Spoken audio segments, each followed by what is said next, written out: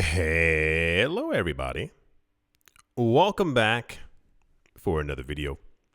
Hope you're all doing well and that you're all having an absolutely fantastic day. And without any further ado, let's jump right into it. The last couple of days have been, the last couple of years, if we can be completely honest with ourselves, have been quite intense. But since the energy floating around the Bitcoin ETFs, see, I was correct the first time a couple of months when I added all those S's, as we got 11 of them, has been quite palpable. A lot of people right now are once again going through the numbers. We are in a very particular year as far as the ETF acceptance, the upcoming halving, which is also going to be more in the news, probably around the time we're in March or so. That's the usual time frame that I'm going to give it. We're also looking at the interest rates, the inflation rates across the world, apparently not where governments want them to be.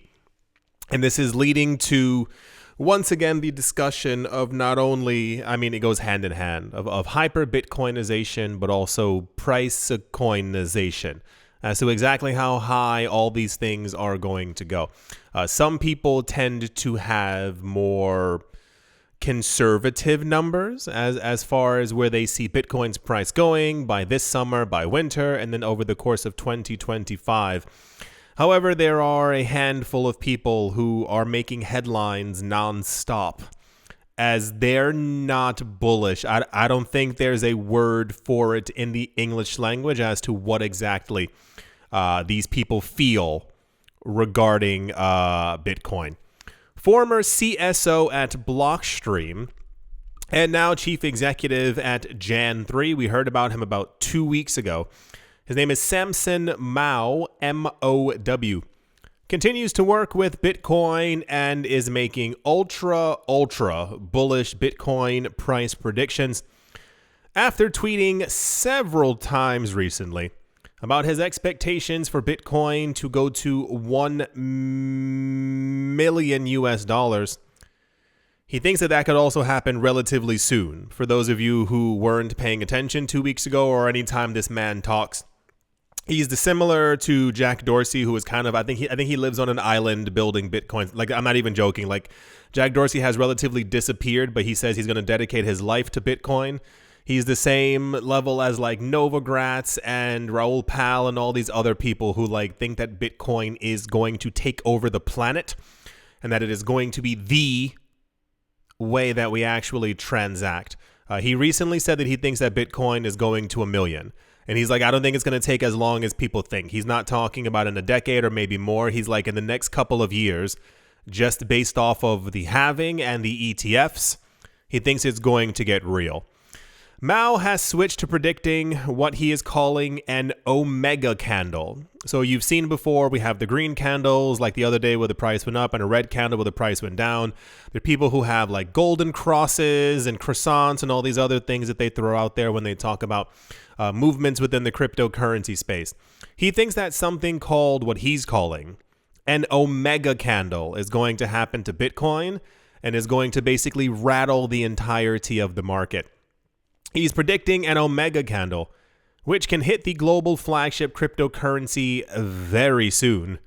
Apparently, this is how he believes that Bitcoin will actually reach $1 million. The other price predictions that we had over the course of, I want to say end of October, November, early December, before we got to like the really crazy. This is also a little interesting. A lot of people don't think that we're going to see normal price movements anymore. Not talking about the end of cycles. We're talking more about, oh gosh, my neck.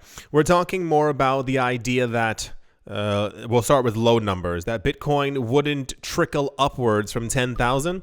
We would see movements that would go 10,000, 13,000, 17,000, 21,000. Like, it would be gigantic jumps over the course of weeks. And eventually, before anyone really realized what was going on, we would see jumps by 50,000 at any given time, causing us to go a lot higher. I remember seeing this around as well. It says Omega is coming. He's been, how do I say this?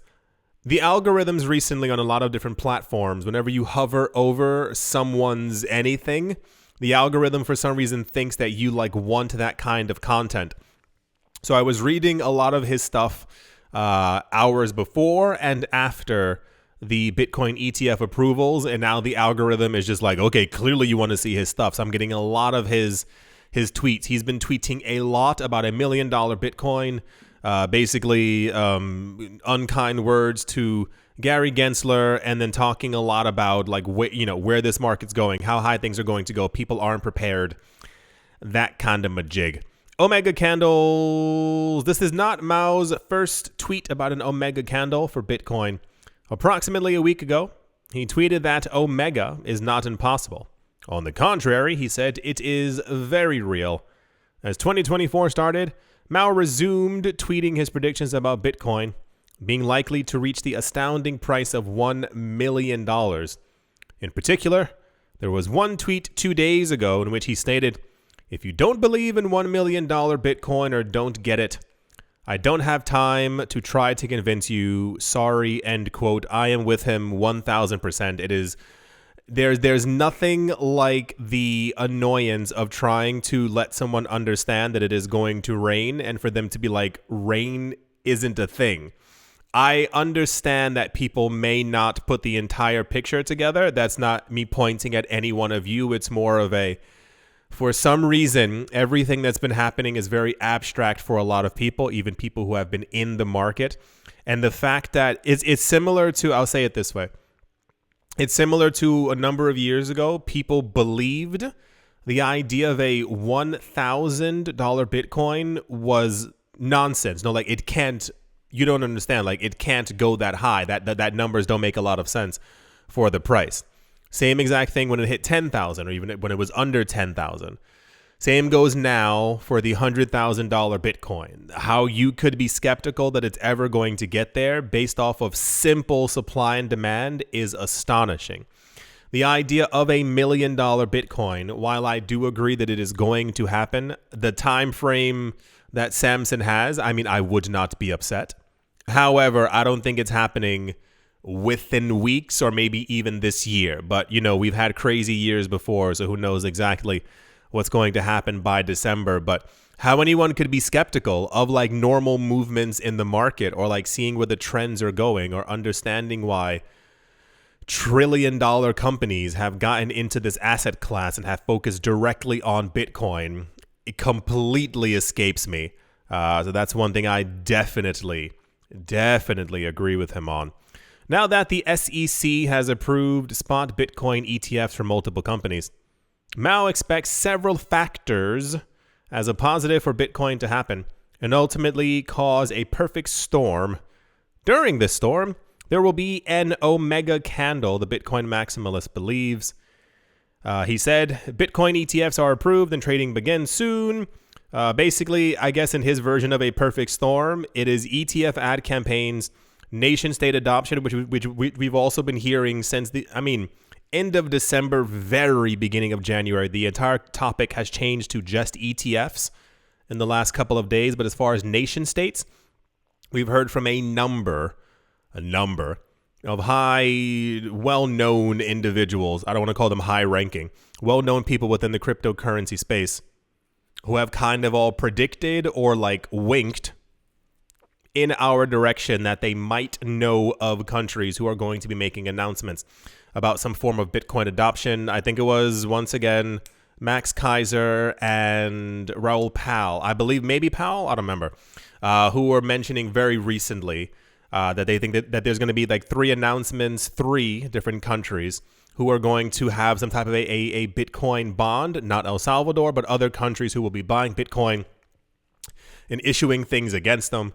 He says the halving, the Veblen effect. Wait, that's if I'm not mistaken, the Veblen effect, I believe, is if something is expensive, it's perceived as having more value, kind of.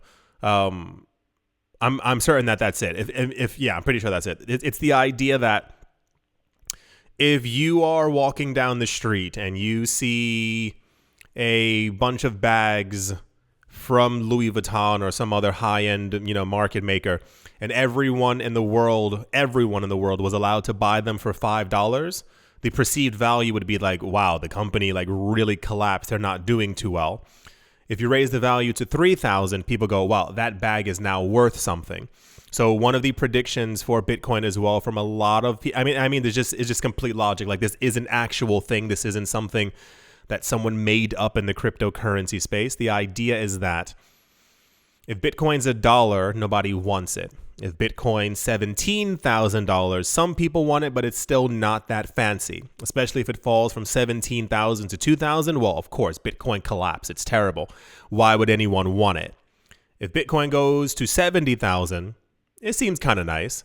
When you start hearing that celebrities are buying Bitcoin and Bitcoin goes over and stays over $150,000, it's now as expensive as like a really, really nice car. So if you happen to have one of them, you are in the same status as a number of celebrities, these people who own millions of dollars worth of real estate. You're near them, essentially. You own what they also own. Bitcoin goes to 1 million, and it's impossible for billions of people to ever not only own an entire Bitcoin, but own $1 million plus worth of wealth in Bitcoin. That's the effect. It's the idea that as things get more and more expensive, it's the same exact way the discussion also leaks into the idea of like Fidelity and BlackRock. This is why we saw BlackRock listed and then Fidelity listed, and then the 9 other companies fell in line behind them.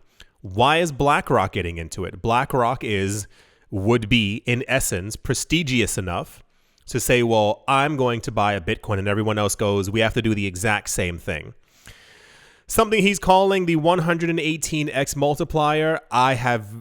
I'll be honest with you, I've never heard of that. I can only assume that's how much he's expecting the price to go up.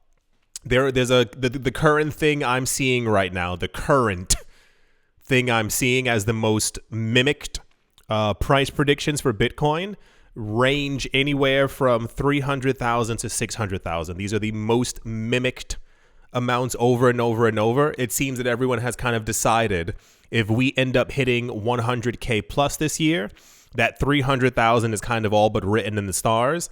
And then the higher end is around 600K. Supply shock, we've gone over that 10 majillion times. If you don't realize how little Bitcoin there actually is, I can't help you. Recursive demand shock, low Bitcoin supply on exchanges. We've seen a lot of Bitcoin being taken off of exchanges the day of the Bitcoin ETF approvals. There was like really weird news that whales were like putting their Bitcoin back onto the exchange, maybe trying to manipulate the price. And then by the end of the day, when the approval happened, nearly all that Bitcoin was taken back off. So they were clearly trying to scare people in anticipation of some type of a selling event or something about that. The Max Payne theory, renewed quantitative easing, and FASB, friends and sandwich bundles. That's not what it stands for, but I have no idea what FASB is. So I think I'm kind of hungry. So I said sandwich bundles. Yeah.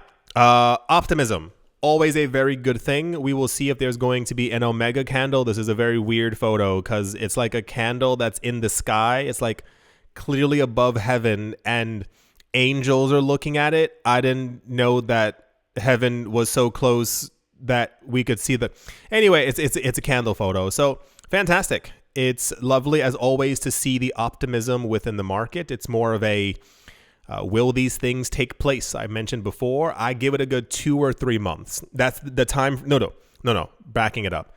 That's the time frame that we've been given anyway, is that somewhere over the course of the next 2.5 months before we hit the halving. This was said by Samson. This was said by the current head of Blockstream. Said by Max Kaiser and all these other people. They're expecting a 100K Bitcoin in 2.5 months. If we hit that, we're good, basically. Like, prices will only continue to lose their minds after that, especially as normally prices rise quite dramatically like the second the halving is actually over. So cool. That's the fast and sandwich bundles news. We'll see what happens. And if we have a perfect storm and if we end up seeing a gigantic candle surrounded by angels, okay. All right. Let's move on. So, as you might have imagined, the excitement revolving around these approvals and the money that it is believed to be imminent to flow into the market is quite intense at the moment. During the course of the initial approvals for Bitcoin ETF, a lot of people began to speculate what the next step would be. Now, I'll say this. I understand as a cryptocurrency community, we want everything right now, but you're going to have to slow it down a little tiny bit.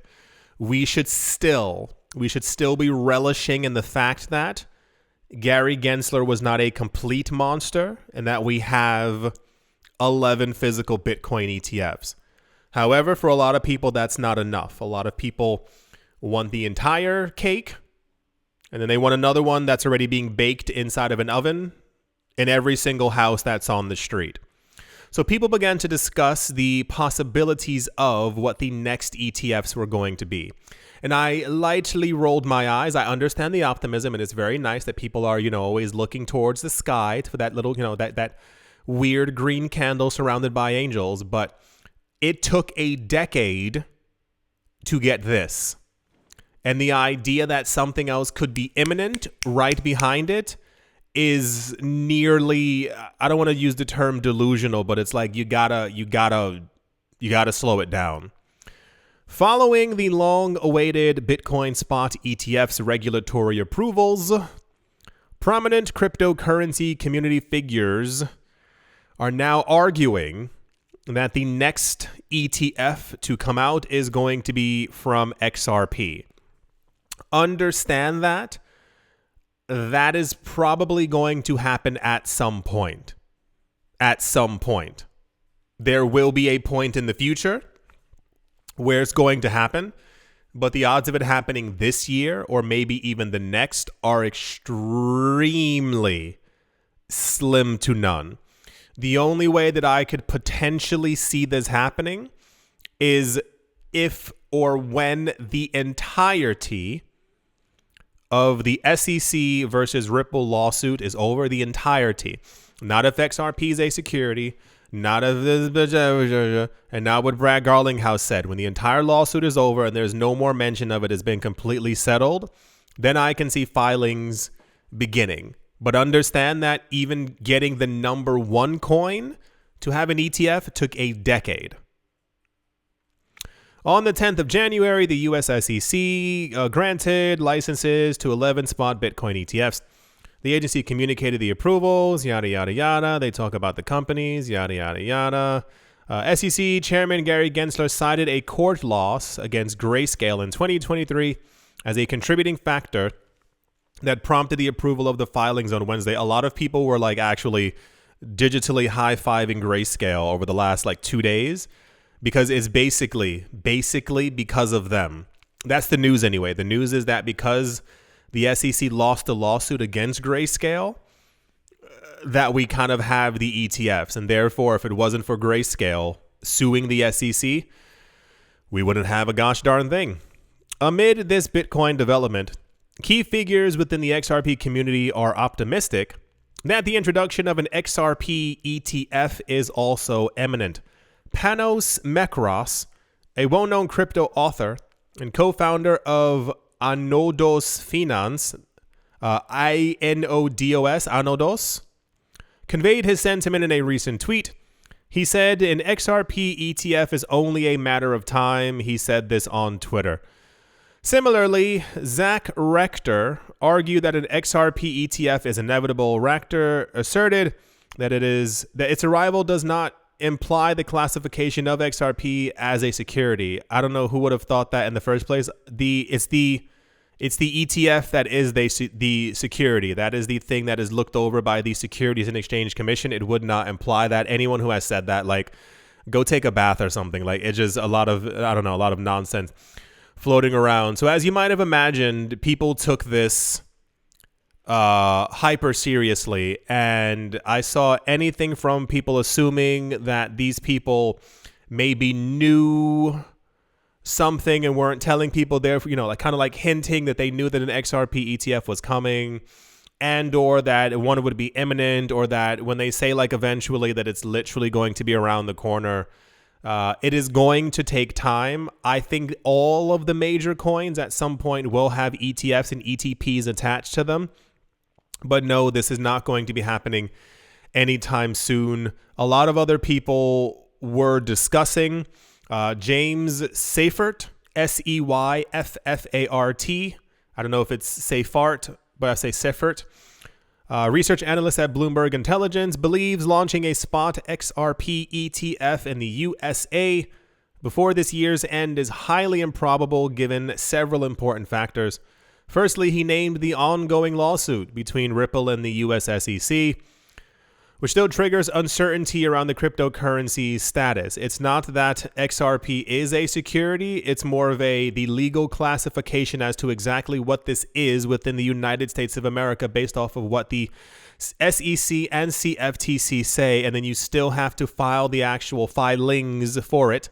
And as it is a smaller market than Bitcoin, the SEC may also scrutinize it far more because it would then have the potential, and I don't even, whatever, the potential for market manipulation simply based off of its lower market cap. Those would be some of the things that would be put forth. But yeah,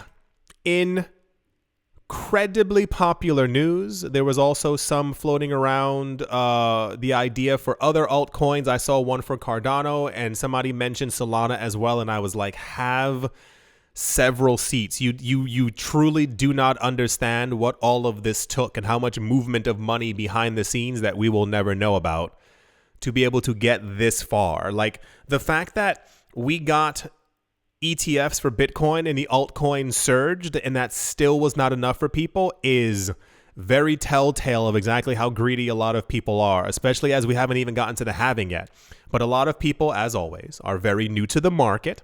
And I think they've seen before the numbers that popped up, the money that they heard that other people made, and all these other things. So they're, you know, the expectation of making tons of money from this market is definitely there. It will take time. I'm telling you, if all goes to plan and we have the same exact markets and cycles as we did before, you will do just fine. And many of these coins, none of these coins, Bitcoin does not and did not ever need ETFs. It is simply only going to accelerate our market further. And just, I mean, at this point, just be happy that your coin is somewhere within the top 20. These are the coins that are going to get all the attention. So anyway, at this point, it is not looking logical that it would happen this year unless the lawsuit ends in like the next couple of days, but there will eventually be one. And even 2025 is like a cool it, like really calm down.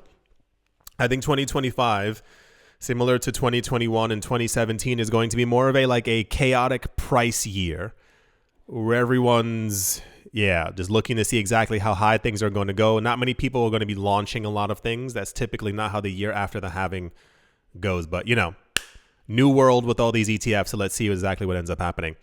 That's the Ripple XRP versus SEC XRP ETF news. And yeah, let's move on.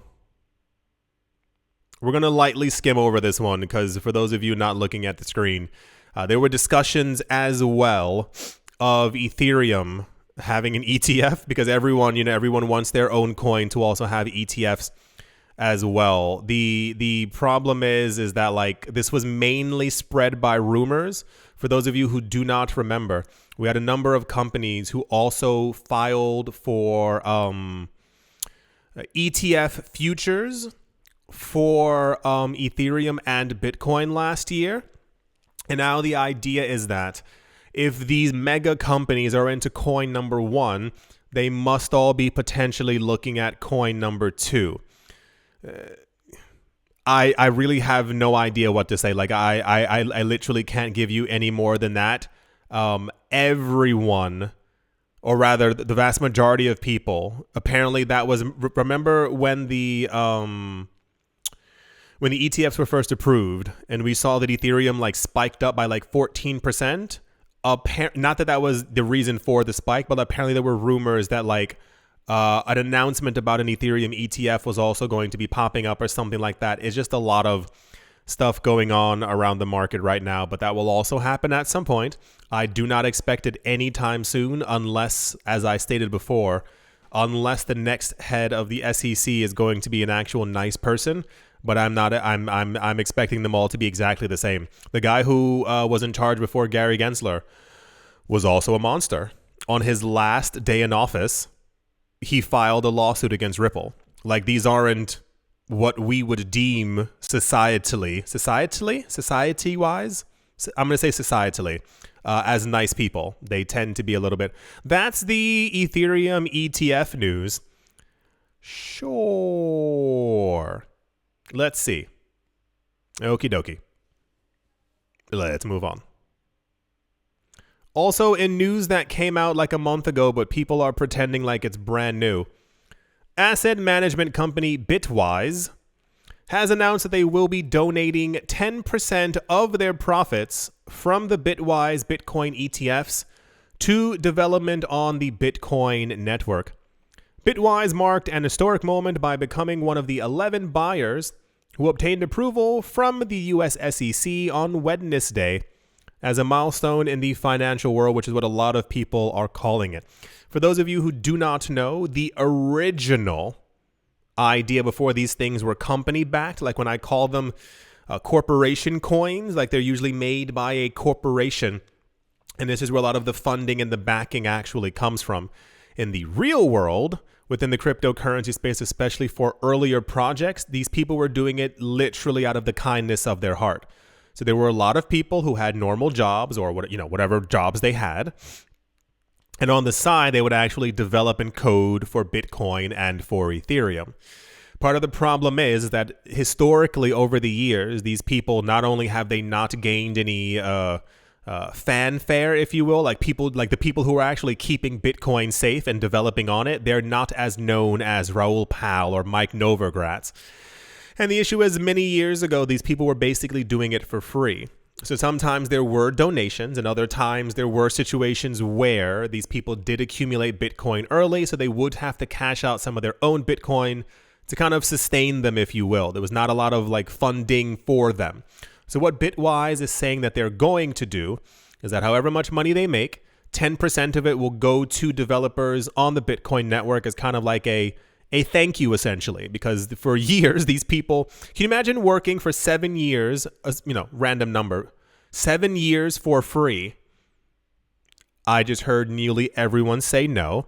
Like, imagine trying to protect a network that governments are fighting against, and you are doing everything that you can while you're working your normal job to come home and develop and try and build on this thing. Not many people would do that.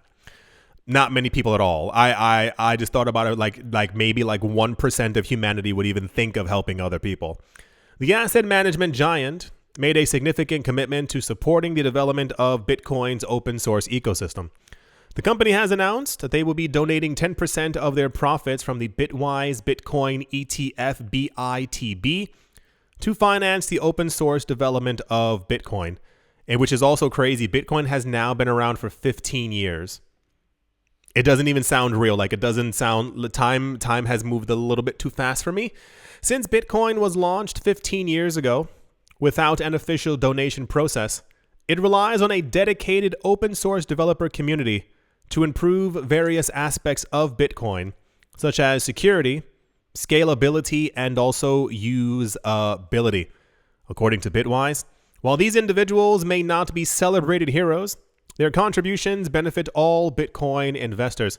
Recognizing the importance of continuing this open source work, Bitwise aims to create a strong alignment between BITB investors and the robustness of the open source infrastructure. I think this is actually great. I wish we had more stuff like this. I won't rant, I promise you. But whenever we have heard that other projects are basically throwing their money into the wind or throwing it into the ocean, this is why it annoys me. For those of you who missed the news a couple of weeks ago, who's the company? There's some company who announced that they're going to be allocating, this is the real number, they're going to be allocating $100 million into meme coins. That's MEME coins, like joke coins. 100 million. They say they're basically doing it for the lulz and they're doing it for the community. And it's like, You know how many people you can help with $100 million? Once again, not going to rant. Also, same exact thing with buying, what's that other thing? It's not BitConnect, BitTorrent for 100 million. Like, that money can go so much further. You can like improve the lives of a lot of people, not only within the community, but that's once again. Anyway, so cool. I like this. I think it's absolutely incredible. It'll also like, rev people up. Imagine doing something for free and then someone being like, hey, here's a paycheck. Thank you for your help in the last 15 years and keeping this network secure while no one said thank you to you. It goes a long way. That's the news that we got a month ago, but now everyone's talking about it all over again because we actually have the ETFs now. So that'll definitely do it. And yeah.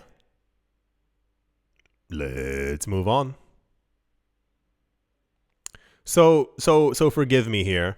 Apparently, it says, for those not looking at the screen, it says, despite the US Bitcoin ETF's approvals, South Korea has apparently announced that they are holding firm and they are going to be banning any type of cryptocurrency ETFs within their territory. So I'm going to say this and I'm going to try not to be mean. I don't care. You don't care. And the world doesn't care. I was under the delusion for quite some time that as we had other Bitcoin advancements around the world, that, other people would care and that the market would move accordingly based off of other news and informations that we got. However, as I should have assumed from the get-go, the entire world has only cared about the U.S. market and the U.S. SEC's doings and the ETFs within the United States of America. So we've seen before that South Korea and Japan are incredibly important players within the cryptocurrency space as far as their trading volume tends to be quite gigantic on certain days when things are happening. Like, their movements and their like entry into certain coins, especially certain new coins, is actually quite like earth shaking. They do a lot with their money. However, based off of their previous movements, the market collectively would probably not care as much if South Korea launched ETFs comparative to the US's multiple launches. Same exact thing with Japan.